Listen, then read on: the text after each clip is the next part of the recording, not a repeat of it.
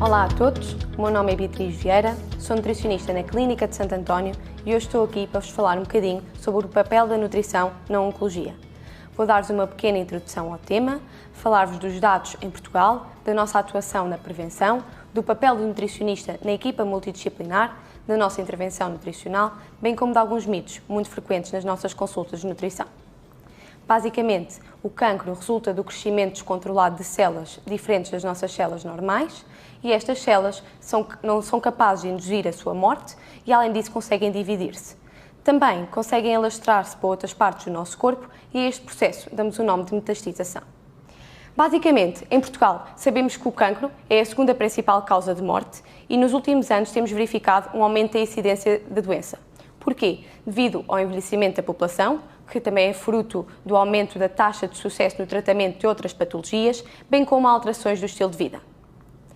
Basicamente, não é fácil determinar exatamente a causa de cancro. Contudo, é possível enumerar alguns fatores de risco, nomeadamente mutações herdadas geneticamente, o stress oxidativo, a inflamação crónica, as hormonas endógenas e ainda a alimentação, a atividade física, o tabaco, agentes infecciosos, radiação e fatores ambientais.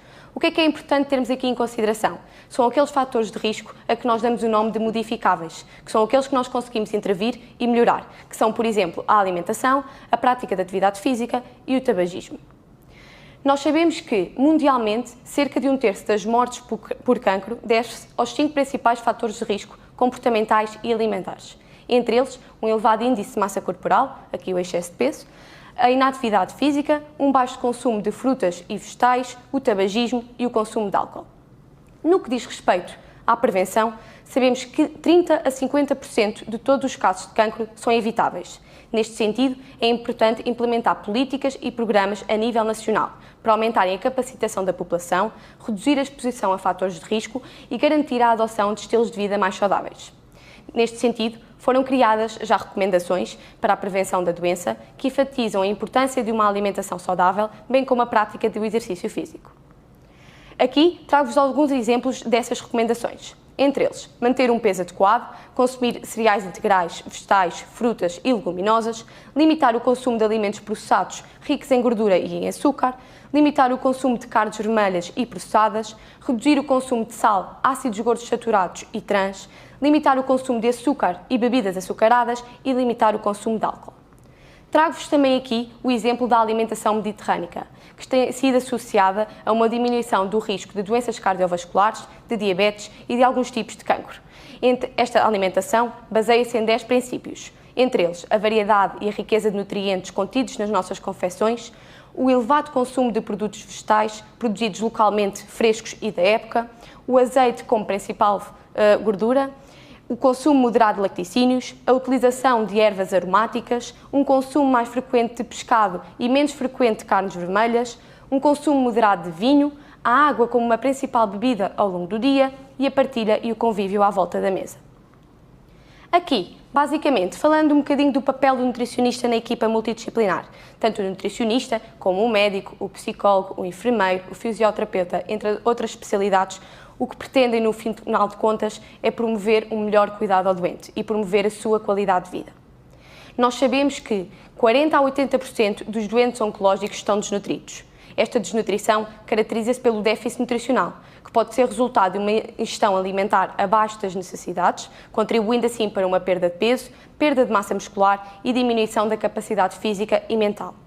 Além disso, sabemos que um pior estado nutricional está associado a um pior prognóstico, a um aumento do número de complicações, a um aumento do risco de hospitalização, bem como do tempo de internamento, a um aumento dos custos associados aos cuidados e, indubitavelmente, a uma diminuição da qualidade de vida. Também nesta doença é frequente ouvirmos falar de um termo, que é o termo caquexia, que se caracteriza por uma perda contínua de massa muscular, com ou sem perda de massa gorda, por uma perda de peso e por anorexia, ou seja, aqui uma falta de apetite marcada. Além disso, este processo não é um evento único, é um processo contínuo e temos que estar atentos durante todo o processo.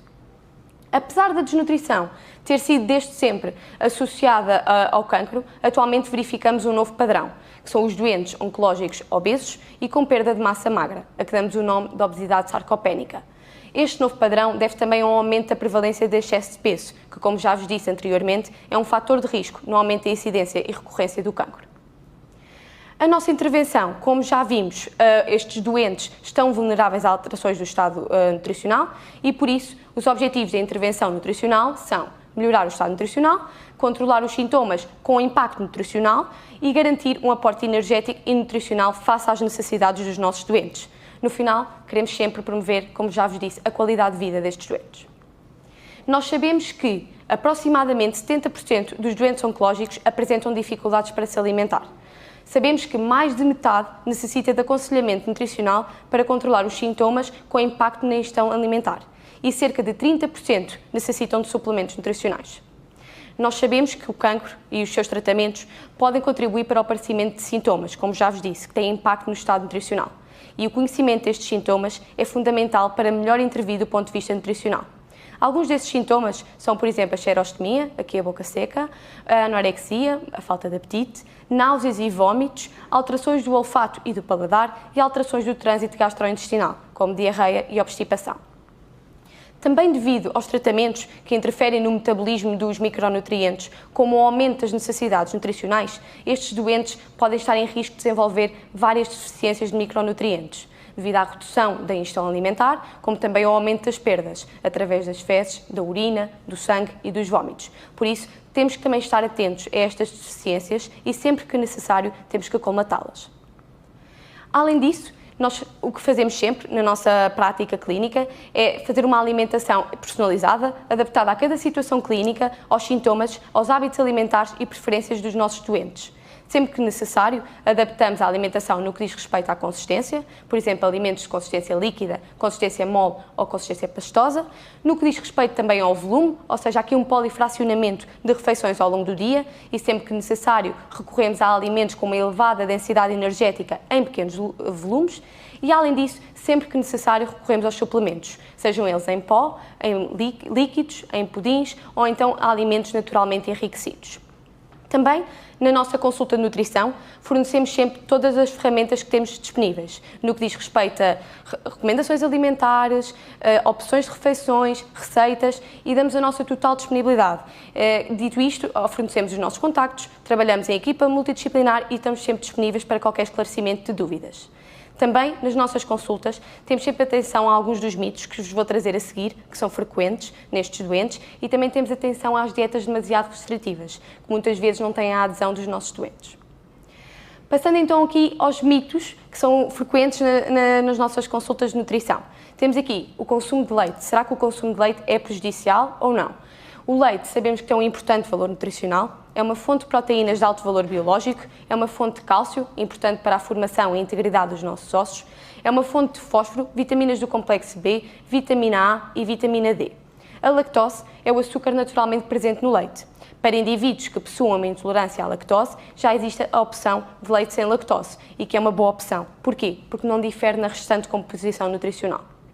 Além disso, trazendo aqui um pouco o que é que a evidência científica nos diz no que diz respeito em relação à ingestão do leite e o cancro, sabemos que esta ingestão de leite parece ter um efeito protetor no cancro coloretal, da bexiga, da mama e do estômago. E o único cancro que parece ter um aumento do risco associado ao consumo de leite é o cancro da próstata. Contudo, tendo em conta todos os prós e contras, o leite parece apresentar mais benefícios para a saúde do que malefícios. Passando aos alimentos com açúcar, que muitas vezes também aparecem nas nossas consultas. Será que estes doentes podem ou não consumir alimentos com açúcar? O que nós sabemos é que a degradação dos hidratos de carbono no nosso organismo resulta em glicose. E a glicose é um açúcar que constitui a principal fonte de energia das nossas células. Se nas nossas refeições tivermos uma ingestão de hidratos de carbono reduzida, o nosso organismo, para assegurar o seu bom funcionamento, irá produzir glicose através das nossas reservas de proteínas e gorduras. Ou seja, o nosso organismo irá sempre manter os níveis de açúcar no sangue dentro dos valores normais. Contudo, nós sabemos que o consumo excessivo de açúcar é prejudicial à saúde e, além disso, contribui para o excesso de peso, que, como já vimos, é um fator de risco para o cancro. Por isso, uma alimentação equilibrada, variada e completa é essencial não só na prevenção da doença, mas também no seu tratamento. Por isso, o consumo de alimentos com elevado teor de açúcar deverá ser sempre moderado. Passando então ao glúten, será que uma dieta sem glúten é ou não mais saudável? O glúten está presente no trigo, no centeio e na cevada. A aveia, por habitualmente ser cultivada nos mesmos terrenos, poderá ter alguma contaminação.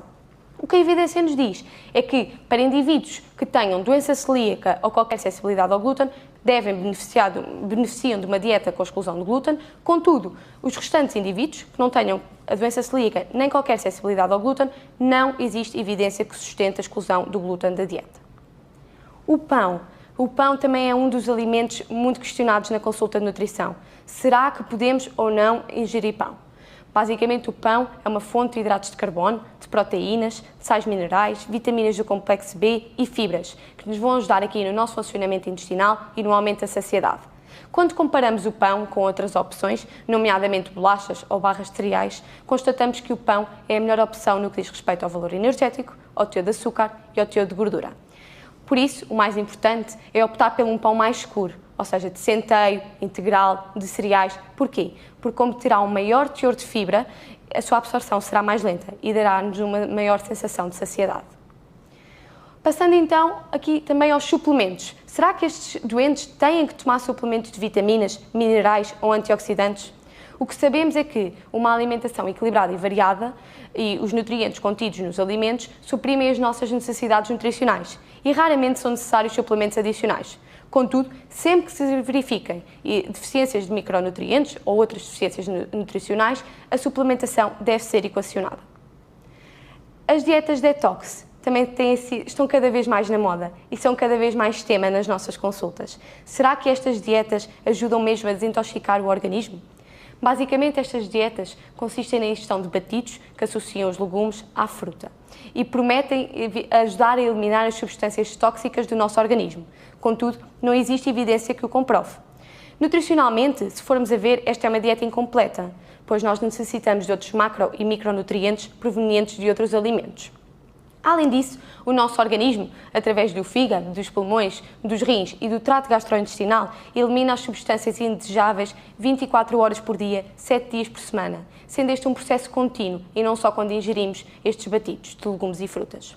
Contudo, claro que a introdução destes batidos num plano diversificado e completo poderá ser uma boa opção para aumentar a ingestão de frutos e de legumes. Contudo, a alimentação jamais deverá ser composta por estes batidos. Aqui também falamos de detox e agora falamos um bocadinho da imunidade e da relação com a alimentação. Será que podemos aumentar a nossa imunidade com a alimentação? Se formos a ver, os alimentos fornecem-nos nutrientes que estão envolvidos em mecanismos fisiológicos, metabólicos e celulares no nosso organismo. Contudo, nós não consumimos nutrientes de forma isolada. Consumimos sim alimentos que nos fornecem vários macro e micronutrientes. Deste modo, o aporte isolado de um nutriente não aumenta a nossa imunidade, porém o seu déficit ou o seu excesso poderá comprometer a nossa função imunológica. A evidência é escassa. É escassa no que diz respeito à relação entre a alimentação e o sistema imunitário, não existindo nenhum alimento que potencie o nosso sistema imunitário. Prova disso é que até à data, a Autoridade Europeia para a Segurança dos Alimentos não identificou nem autorizou qualquer alegação de saúde a um alimento que seja considerado essencial para a prevenção de infecções. Mais uma vez, uma alimentação equilibrada, variada e completa é essencial para garantir o normal funcionamento do nosso sistema imunitário. Em jeito de conclusão, o cancro apresenta cada vez mais um impacto significativo na nossa sociedade e o cancro e os efeitos dos seus tratamentos podem alterar o estado nutricional destes doentes. A nutrição apresenta aqui um papel fundamental na oncologia, tendo influência no desenvolvimento da doença, na sintomatologia inerente à doença, na resposta ao tratamento e na recuperação após o tratamento. Assim, a nutrição tem um grande impacto no prognóstico da doença e na qualidade de vida destes doentes. Obrigada pela vossa atenção. Qualquer dúvida, qualquer comentário, encontro-me totalmente disponível. Contactem-me através do meu e-mail beatriz.bispo.vieira@lusíadas.pt e, mais uma vez, muito obrigada pela vossa atenção.